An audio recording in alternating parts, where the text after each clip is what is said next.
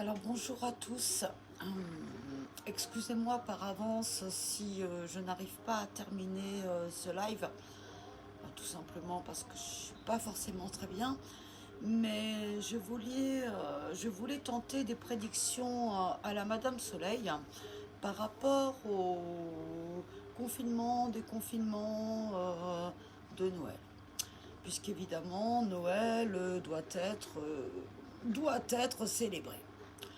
Alors, si je remonte à quelques jours et si je me rappelle des propos de notre Premier ministre Jean Castex, il me semble que ce dernier avait énoncé la chose suivante, c'est-à-dire que si nous n'arrivions pas à aller en deçà des 5000 cas de contamination par jour, nous ne serions pas déconfinés. Qu'est-ce qui se passe aujourd'hui? Noël est en train d'approcher. Et bon, c'était prévisible. Quand on voit la manière dont les choses ont été pensées et se passent, c'était prévisible que le nombre de contaminations allait continuer, même s'il a connu 1 ou 2 jours de baisse. Mais ça, c'est les chiffres qu'il vous donne. Dans la réalité, c'est que le nombre de contaminations a toujours été le même et qu'on a été bien au-delà des 5000 cas de contamination par jour. Mais aujourd'hui, il faut absolument faire fonctionner notre économie et faire fonctionner l'économie qui tourne autour de Noël. Parce que quelle est la fête? Parce que c'est une fête, c'est une fête chrétienne qu'on a érigée comme un espèce d'une célébration laïque. Bon, déjà, ça me pose problème. Mais bon, passons, c'est pas ce que je voulais dire. Donc, il faut consommer. Il faut consommer. Le problème, c'est que si on applique ce que nous a dit Castex, c'est-à-dire au-dessus de 5000, on ne déconfine pas, il n'y aura pas de Noël, il n'y aura pas d'économie, il n'y aura pas Les Français vont être tristes, ça va déplaire, ça va. Et j'entendais à l'instant un député de La République En Marche, bien évidemment, nous dire « Ne vous inquiétez pas, vous aurez Noël. » Ok. Donc on aura Noël, soyez-en sûrs, vous pourrez fêter Noël. Alors, vous pourrez le fêter, dans quelles conditions? Je ne sais pas encore. Mais, ce que je voulais vous dire, c'est que ce qui va se passer dans les prochains jours, j'espère me tromper. Encore une fois, je n'ai pas la vérité absolue. C'est simplement des ressentis. Ce qui va se passer dans les prochains jours, c'est que vous allez avoir des statistiques qui vont aller en baissant. Ce ne sera pas la réalité, mais les statistiques que l'on va vous donner seront de plus en plus favorables à un déconfinement au 15, au 16, au 17 décembre pour maintenir Noël. Ok, d'accord. Vous aurez votre Noël. La République En Marche vous promet votre Noël. À quel prix? À quel prix? Alors moi, mes prédictions, elles sont simples, elles sont les suivantes. Nous allons être déconfinés. Non pas en fonction d'impératifs sanitaires, mais en fonction d'impératifs économiques. Nous allons être déconfinés au 15 ou au 16. Peu importe les statistiques, peu importe les chiffres de contamination, peu importe les décès, vous serez déconfinés, vous aurez votre Noël. Et bien sûr, on en appellera à votre responsabilité individuelle, parce que l'État est incapable de prendre ses responsabilités. Donc on en appellera à vos responsabilités individuelles. Et une fois que les fêtes de Noël et du 1er janvier seront passées, parce qu'il faut célébrer l'année à venir, il faut célébrer 2021, bien évidemment. Donc on va vous laisser quelques jours après le 1er janvier, jusqu'au 3, jusqu'au 4. Et puis qu'est-ce qui va se passer au 4?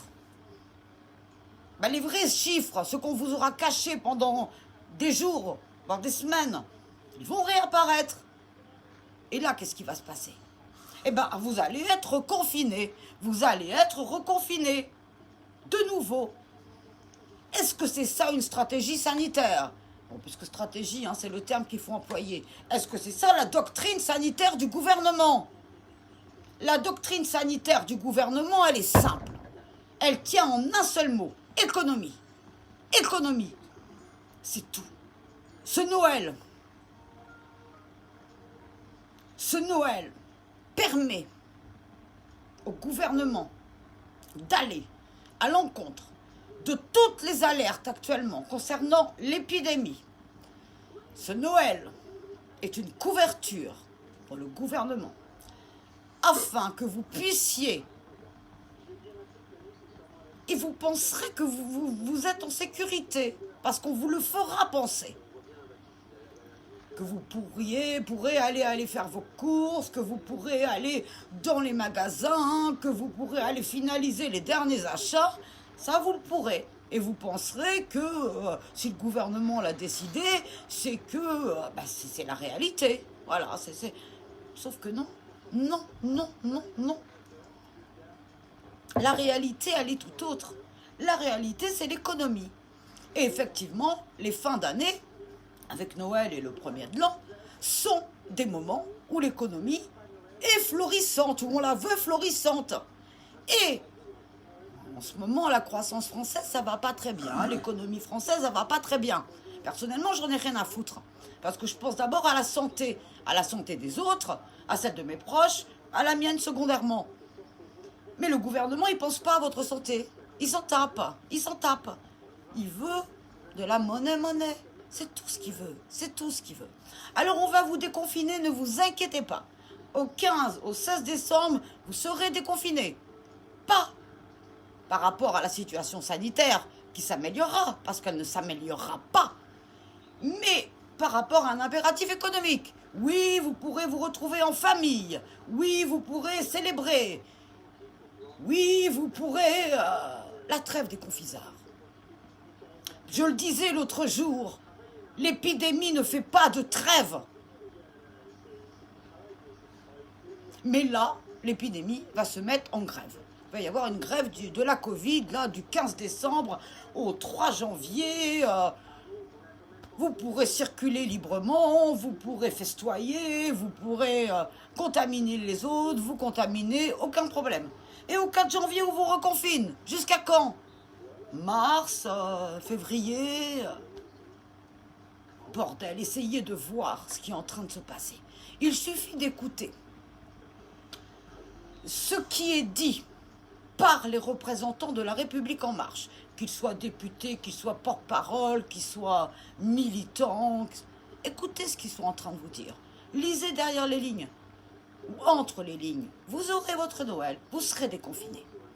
Mais vous ne serez pas déconfinés parce que la situation sanitaire le permettra. Vous serez déconfinés pour faire fonctionner l'économie. Alors, je peux me tromper, et j'espère que je vais me tromper, et j'espère qu'au 15 décembre, nous ne serons pas déconfinés. Mais je pense vraiment,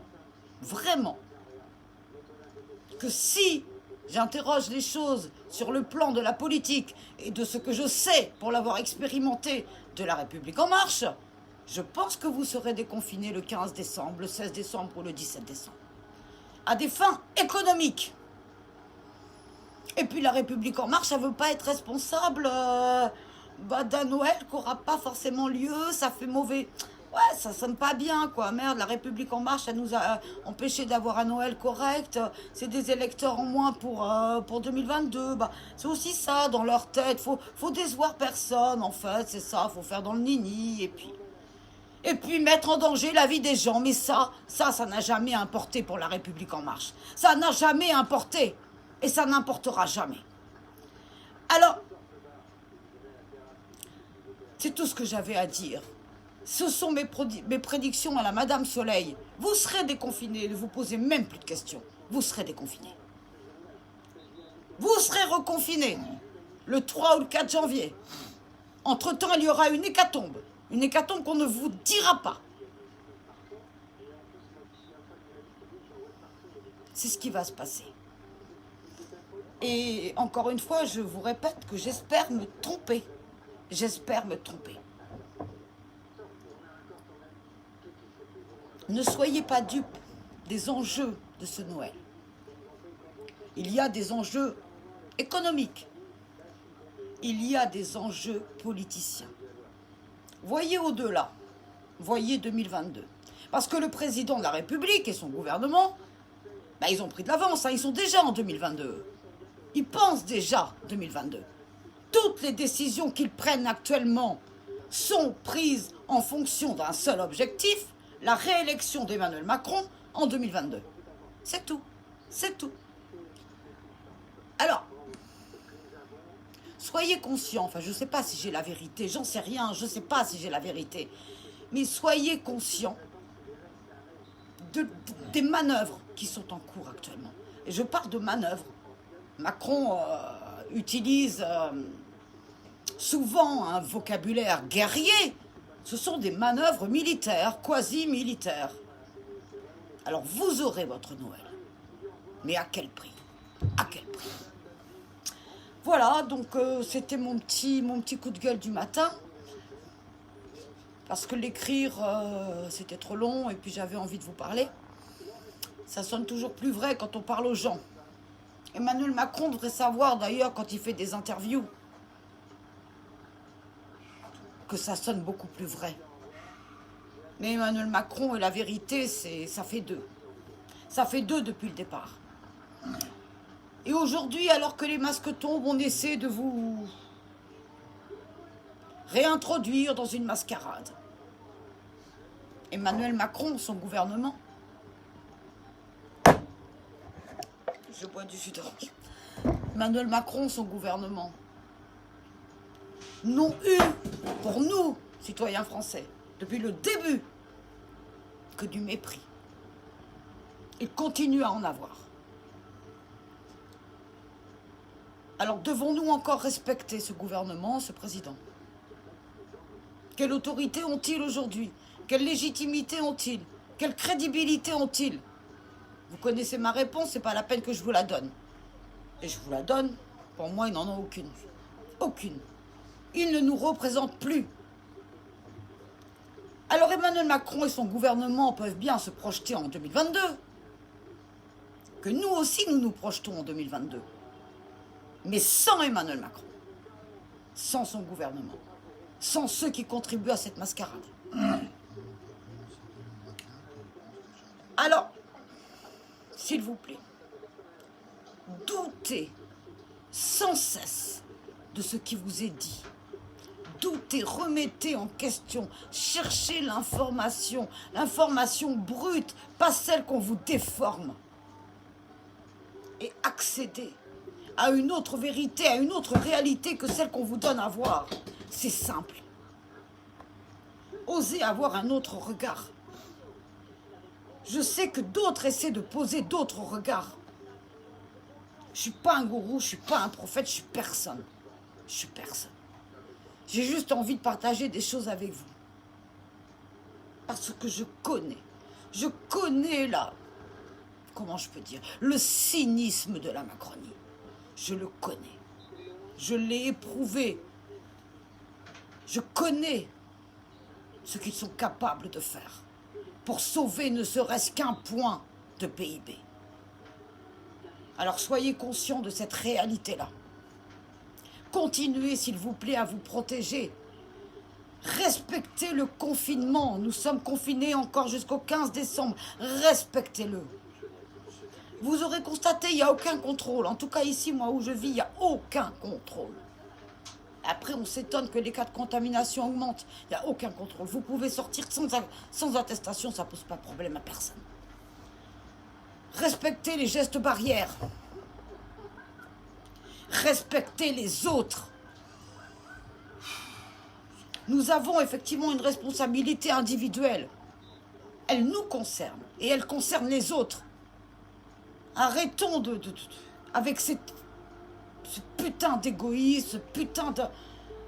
Arrêtons de penser qu'à nos gueules, et pardon si je suis vulgaire, mais je suis super en colère. Arrêtons de penser à nos gueules et pensons aux autres. Y compris à tous ceux que le gouvernement oublie et que nous-mêmes nous oublions. Parce qu'on ne les voit même plus. Je vous parle des SDF, je vous parle des migrants, je vous parle des plus démunis d'entre nous. Je vous parle des détenus, je vous parle des gens internés en psychiatrie. Toutes ces personnes-là, on ne les voit plus. S'il vous plaît, redevenez humains. C'est la seule chose qui aujourd'hui, peut-être, peut sauver notre pays avec les valeurs qui sont les nôtres, pas avec les valeurs du gouvernement et du président. Alors prenez ce live comme vous avez envie de le prendre. Regardez l'autre réalité, celle qu'on vous cache. Et le gouvernement est prompt à parler du complotisme. De quel côté se trouve le complotisme actuellement? Posez-vous cette question. Et c'est sur cette question que je vais vous laisser en vous souhaitant une excellente journée. En prenant soin de vous. Prenez soin des autres. Et essayez, s'il vous plaît. C'est très simple. Ça tient à ça. C'est l'union. L'union, bordel. Arrêtons de nous diviser et arrêtons de les laisser nous diviser. C'est leur seule force contre nous. Opposons-leur l'union. C'est simple, union. Faut pas sortir de Saint-Cyr ou avoir fait l'ENA pour comprendre ce que veut dire union. Union, ensemble, soudés, solidaires. Parce que homme avec un grand H, l'équation, elle est résolue, elle est là. Je vous remercie. Excellente journée à tous. N'oubliez pas, l'épidémie est toujours là. Ne l'oubliez pas. Il y a des centaines de personnes qui en meurent chaque jour. Et ça, j'aimerais bien que nos autorités aient un mot à l'égard de ces personnes qui partent. Et un mot à l'égard des familles qui restent et qui pleurent. Rien. Rien. Nous n'avons rien. Notre pays est en deuil depuis maintenant 1 an. Rien. Rien n'est fait. On fait un hommage, et c'est très bien, national, à Valéry Giscard d'Estaing. C'est très bien. Quand est-ce qu'on fera un hommage national à tous ceux qui sont décédés? Je me pose la question. Je vous remercie.